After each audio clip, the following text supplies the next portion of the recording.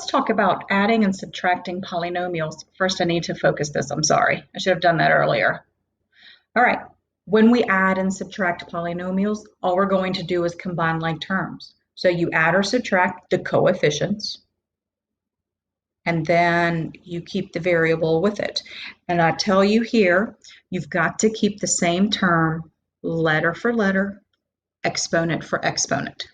So when we add here, I can either start on the left, start on the right, whatever makes you happy. I'll start on the left. 2x squared plus 5x squared is 7x squared. The exponent does not change. 3x plus 2x is 5x. And again, I have same signs. 4 plus 6 is a positive 10, so that means we can write it as plus 10. Boom, I'm done. Now, I was a little presumptuous there when I brought down the pluses. Please remember that you've got to keep your signs in mind, all right? You'll see when we get to this one. So if I have 3ab plus ab, think of that as 1ab. So 3ab plus 1ab is 4ab. Notice again, no change in exponents or anything. Okay, I have 4a squared minus 6a squared. Think of it, we're done with that. So now we have 4 minus 6. Well, that's negative 2. So I'll write negative 2a squared. Here's the cool thing. I write negative 2a squared, but once a term is in front of it, it now becomes minus. So this means, this has so many different meanings. It means subtract. It means negative. It means opposite. Just be careful how you use it. I have negative 5b plus 7b. That equals 2b. I can't combine any more like terms because there are no more like terms. So I'm done. All right, number 3 is written as, it's written horizontally as opposed to vertically. And I have parentheses there. The parentheses are there mainly to separate the polynomials. Well, since I'm adding, all I really have to do is clear those out. So this is 3b squared plus 2b plus 1 plus b squared plus b minus 3. Ooh. So let's put our like terms together. A lot of teachers teach you to circle and square and triangle. I just do underlining because sometimes my square might write on top of a number and I don't want to lose it. So 3b squared plus 1b squared is 4b squared. 2b plus 1b is 3b. And then 1 minus 3 is negative 2. So my final answer is 4b squared plus 3b minus 2. 4 and 5 are the same way. I'm going to first clear my parentheses. I have 5x squared minus 7x plus 5 plus 3x minus x squared minus 5. Now I'll look at my like terms. 5x squared minus 1x squared is 4x squared. Negative 7x plus 3x is negative 4x. But remember, once I put something in front of it, it's minus. And then 5 minus 5 is 0. I don't put a 0 in there. I leave it as it is. Number 5. Again, I'm going to clear my parentheses. There's no distribution involved. I'm just adding, so everything comes down. Plus 6a squared minus 10a. Now look for my like terms. 5a squared plus 6a squared is 11a squared. 3a minus 10a is negative 7a. And then plus 2 is left over. And I tell you a few things, the order really doesn't matter, but whenever you look at math problems, when you look at multiple choices, you will usually see the highest degree first. So this goes degree of 2, degree of 1, degree of 0, degree of 2, degree of 1. degree of 2, degree of 1, degree of 0. When my degrees get smaller, we say that that's in descending order. It's in descending order according to the exponents, not the coefficients. Dang, Robadeer, throwing in all that vocab. All right, when you subtract polynomials, every term in the second polynomial is subtracted. Sometimes it'll help you to rewrite the subtraction as addition. That's how I used to teach subtracting integers. I would require my students to rewrite every subtraction problem as an addition problem. And that's sort of what happens here. So let's look at number 1 here. I clear the parentheses. What allows me to clear the parentheses is to change signs. So again, clear parentheses, we get 3x plus 5, but keep in mind we're subtracting here, and then we're subtracting here. My like terms, 3x minus 2x is 1x, which we just write as x. Oh man. And then 5y minus 3y is 2y. And that's all I can do there. Some of you may be able to do that mentally. More power to you. But I have to write out the steps because that's just how I'm programmed. Next, we're going to bring down 12a minus 5. We cleared the parentheses. We clear parentheses again. If you have to, think of this as distributing a sign change. So when you subtract negative 3a, you're really adding positive 3a. When you subtract a positive 6, you're really subtracting the 6. I just repeated myself. Yeah. Okay. 12a plus 3a is 15a. Negative 5 minus 6 is negative 11, which becomes 15a minus 11. And notice I'm doing the same thing every time. I'm going to drop the parentheses, subtract the 2r, subtract negative 12, which means add 12, and then subtract s. And then I put my like terms together. 12r minus 2r is 10r. 6s minus s is 5s. And then I bring down plus 12. Here we go. Oh, now I've written these horizontally. That's okay. Normally I would write in here, but I think I need to show you how things change. So I'm going to write it off to the side.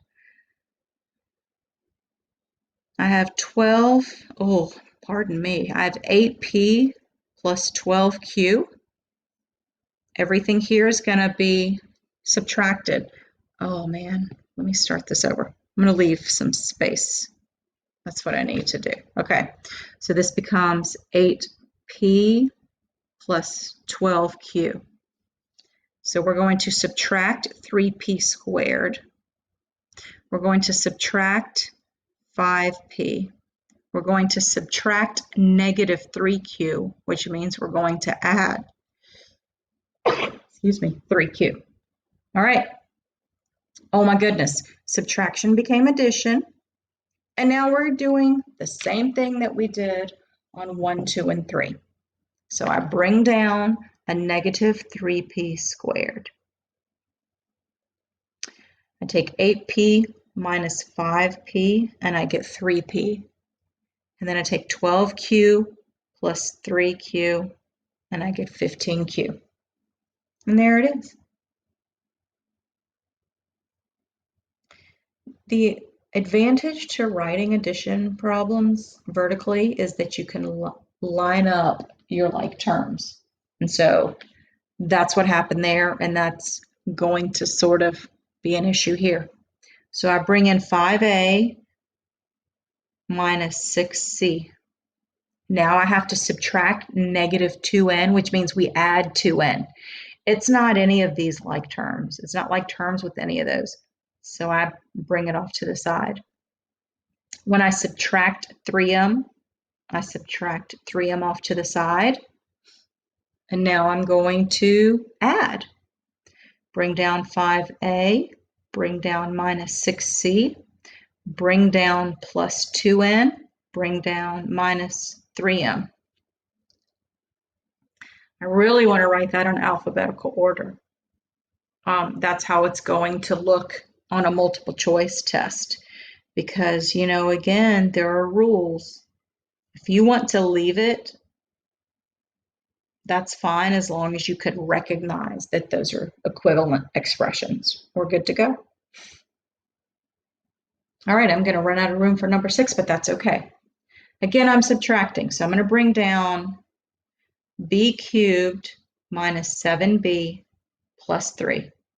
I'm going to subtract negative b squared, which means I'm adding. I'm going to subtract 7b. Okay?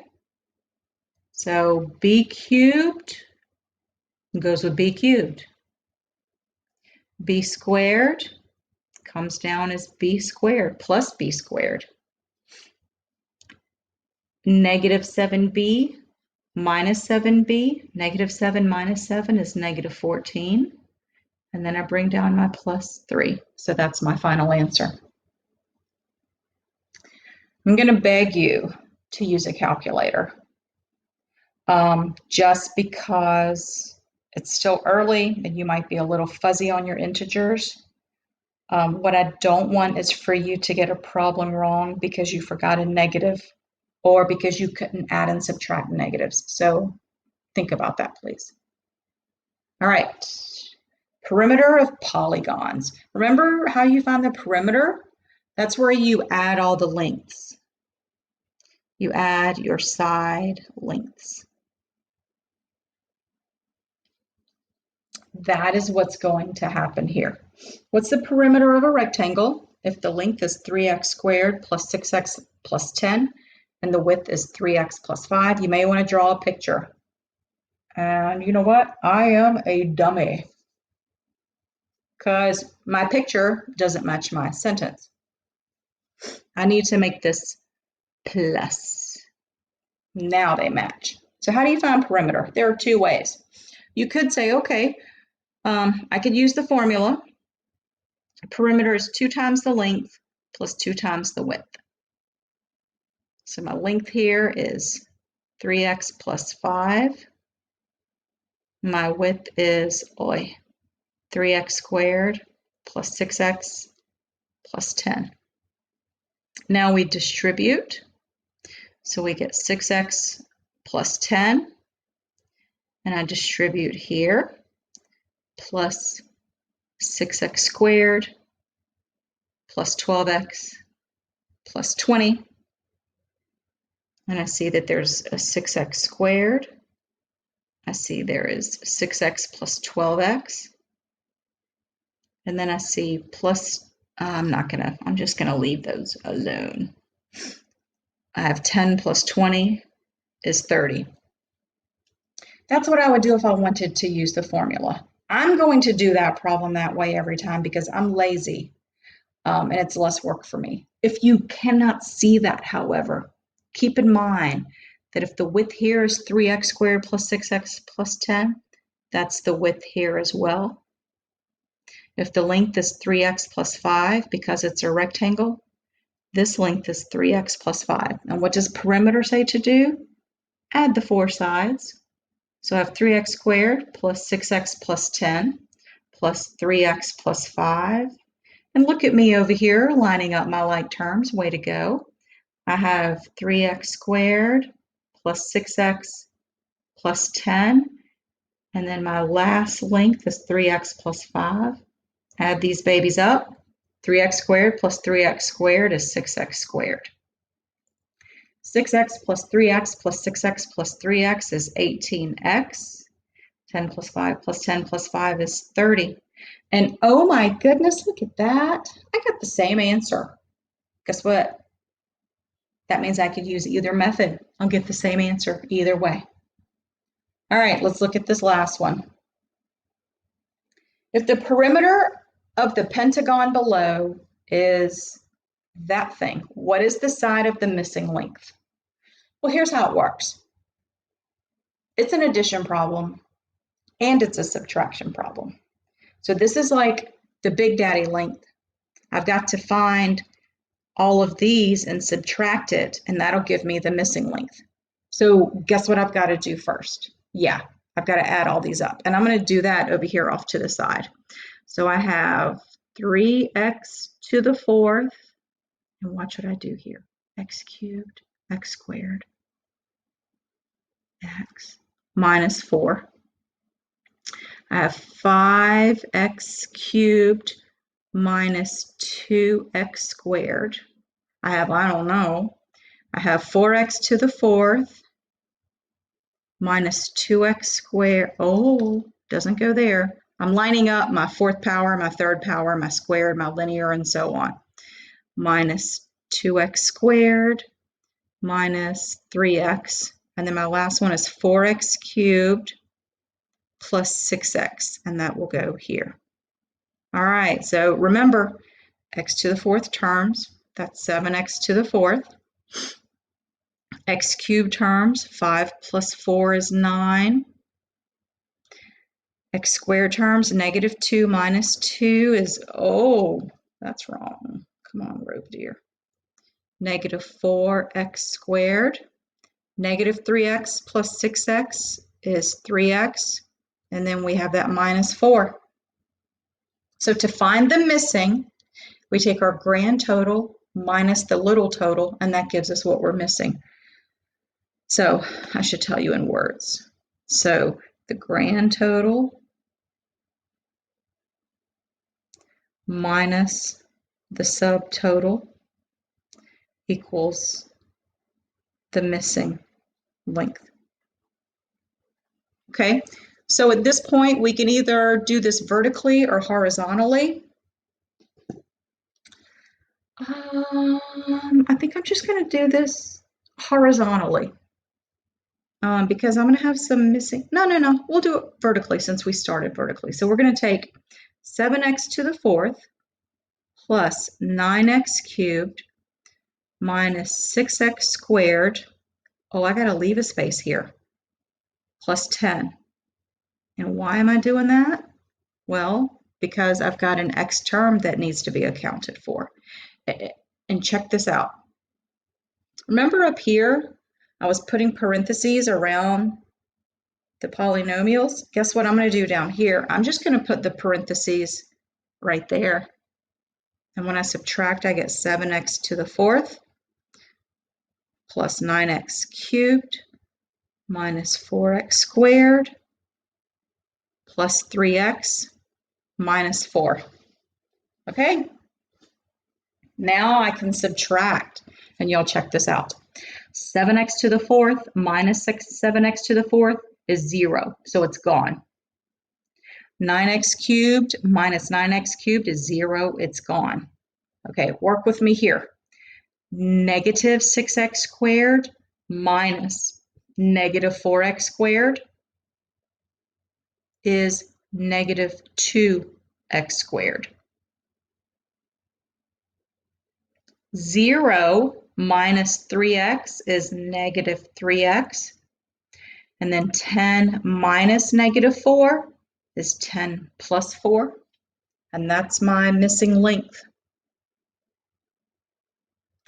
This is the ugliest problem I will ever give you. And I'm showing you the ugliest in the notes so that when you get to a test, you can think to yourself, I've already done all the ugly stuff. Give me this easy stuff. I'll eat it up. Okay? So to find perimeter, you have to add your polynomials. To add your polynomials, you are combining like terms. And that's what we're doing here. And that's it.